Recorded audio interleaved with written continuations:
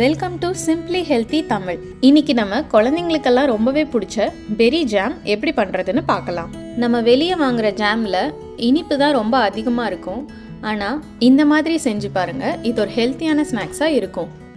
இந்த ஜாம் செய்ய தேவையான ingredients: strawberry 100 gram, blueberry 150 gram, sugar 50 gram, white சுகருக்கு பதிலாக நாட்டு சர்க்கரை சேர்த்துக்கலாம், ஷியா சீட்ஸ் 2 டேபிள் ஸ்பூன், பாதி லெமன். நல்லா பழமாக இருக்கிற ப்ளூபெரியும் ஸ்ட்ராபெரியும் நான் ஒரு 250 கிராம்ஸ் அளவுக்கு எடுத்திருக்கேன். இந்த ஸ்ட்ராபெரியை இந்த மாதிரி தின் ஸ்லைசஸாக கட் பண்ணிக்கோங்க. இப்போ நம்ம ஜாம் ரெடி பண்ணிடலாம். ஒரு கடாயில் நம்ம கட் பண்ணி வச்சுருக்கிற ஃப்ரூட்ஸை சேர்த்துடுங்க. கடாய் ரொம்ப சூடாக தேவையில்லை, லைட்டாக சூடானதும் போதும். அதிகமாக சூடாச்சுன்னா கருகிடும்.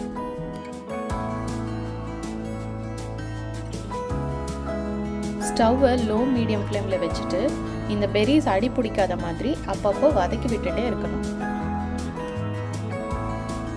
இது நல்லா வேகட்டும்.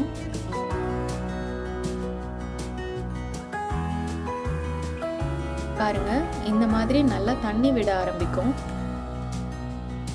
இது வெந்துருச்சான்னு பார்ப்போம். பாருங்க, இந்த மாதிரி ஒரு பழத்தை நசுக்கி பாருங்க, நல்லா வெந்துருச்சு. இப்போ இதில் இருக்கிற தண்ணி ட்ரை ஆகணும். ஸோ அது வரைக்கும் நம்ம இதை கண்டினியூஸாக வதக்குவோம். பழத்தில் இருந்த தண்ணியெல்லாம் குறைஞ்சி நல்லா வெந்துருச்சு. இப்போ நம்ம சர்க்கரை சேர்த்துடலாம்.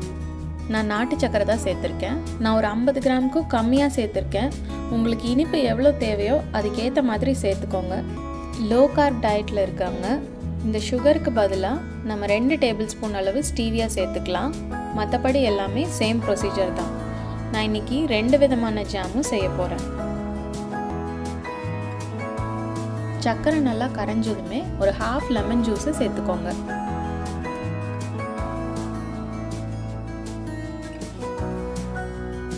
கடைசியாக ஒரு 2 டேபிள் ஸ்பூன் அளவு ஷியா சீட்ஸ் சேர்த்துக்கலாம். இது ஃபல்லூடாலெல்லாம் சேர்க்கக்கூடியது தான். அந்த சப்ஜா சீட்ஸ்ன்னு சொல்லுவாங்க இல்லையா, அதுதான் இது.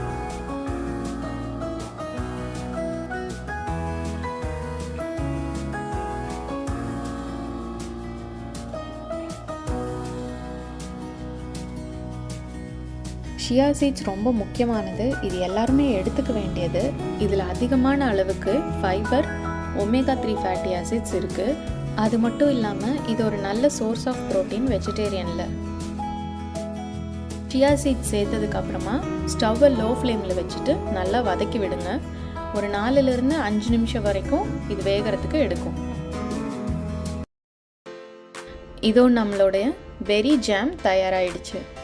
பாருங்கள், எவ்வளோ நல்லா கலர்ஃபுல்லாக கடையில் வாங்குற மாதிரியே இருக்குது.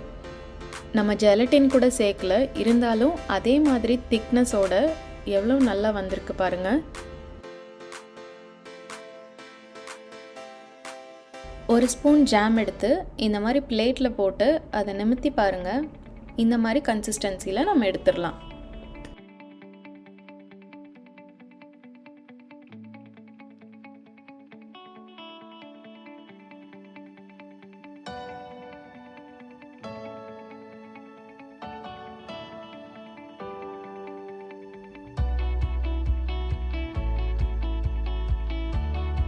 இந்த ஜாமை ஒரு ஏர்டைட் கண்டெய்னரில் போட்டு ஃப்ரிட்ஜில் ஸ்டோர் பண்ணி வச்சுக்கலாம். 10 to 15 டேஸ் வரைக்கும் நல்லாயிருக்கும்.